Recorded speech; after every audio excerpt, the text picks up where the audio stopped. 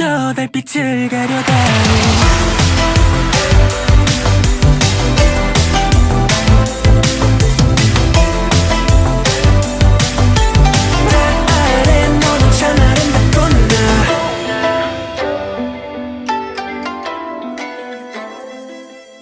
Hey there. So I decided to make a video of my K-pop hot takes. Don't worry, there isn't anything that's straight up hateful, but there will be more intense opinions compared to my other videos. I don't think there needs to be a disclaimer. Hopefully y'all know how this works by now, so let's get into the video. Oneus and Onewe were never gonna be promoted equally. Yes, they may be brother groups, but unfortunately I have never seen an instance in which a company has promoted a K-band as much as their idol groups. And this isn't me dismissing RBW's mismanagement towards Onewe, because I think they're doing such a piss-poor job of managing them, and weaves have every right to be upset and call them out. But to think Oneus and Onewe were going to be promoted equally because they are brother groups, realistically, it wasn't gonna happen. Visuals will always play a role in K-pop, and you have to be a whole other level of delusional to think otherwise.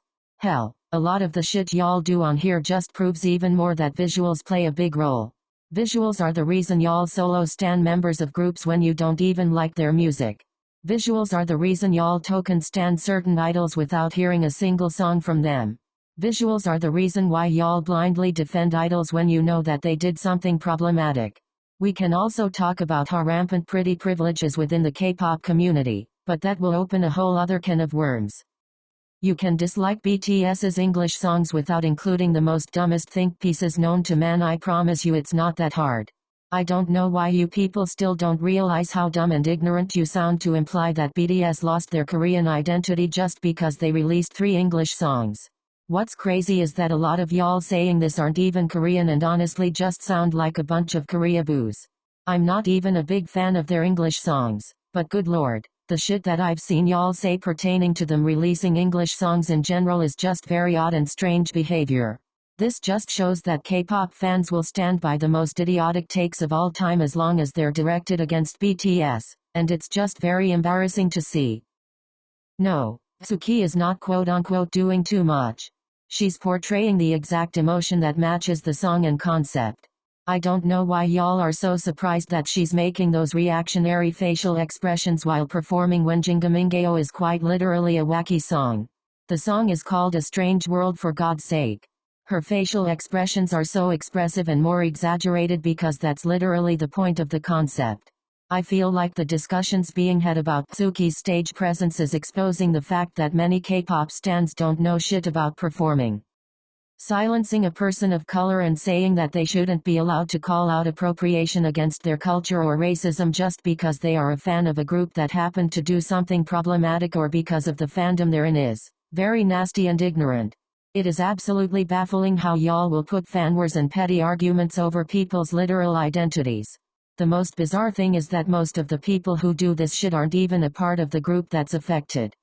Discussions about plastic surgery will never be normalized because most of y'all never have any good intentions behind talking about it and mainly just bring it up as a cheap attempt to come for an idol's appearance. If you really cared about destigmatizing plastic surgery, you wouldn't feel the need to constantly speculate whether an idol has gotten work done. Bottom line, it's not our business, and making assumptions doesn't normalize anything. It just makes you look weird and invasive. People are always gonna judge a K-pop artist's whole discography by their title tracks. Yeah, it does seem unfair, but it's inevitable since the title track is pretty much a representative song for the artist and the song they choose to promote way more than others. The title track also highlights what signature sound a K-pop artist has. Many casual K-pop fans don't listen to albums holistically, and might not even bother listening to the B-sides if they don't care for their title tracks. Boygroup stans and girlgroup stans are both beyond irritating. Every so often there is a discussion about whether boygroup stans or girlgroup stans are worse, and let me just tell you that you're all horrible and in very similar ways actually. As someone who's a fan of both boy groups and girl groups and has been a part of the K-pop fandom space for more than 4 years, I know for a fact that boy group stans and girl group stans alike are more than capable of being downright nasty. Let's not forget you're all K-pop stans at the end of the day, so get off your high horses for once. Some smaller to mid-tier companies are becoming way too excessive with fansigns and fan calls. Some of them will still be having their artists attend fansigns and do video calls even months after their comeback promotions end.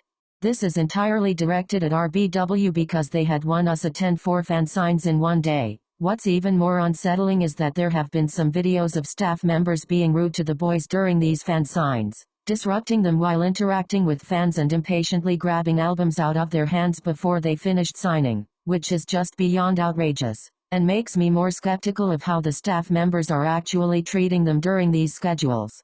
Entertainment also has last attend a lot of fansigns, probably not in the same excessive level as RBW with Us, but they are also pushing it a bit, especially during their Dark Dream promotions.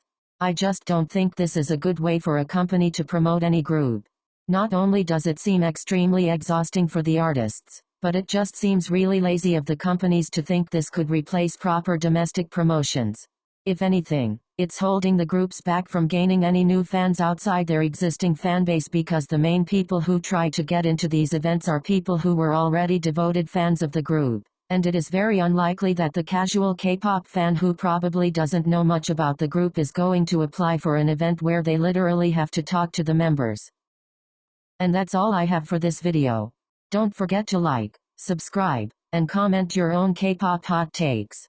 I hope you enjoyed this video, and thanks for watching. 너나의 온도가 달랐어 차가운 내게 다가가긴 힘들어 Like fire and ice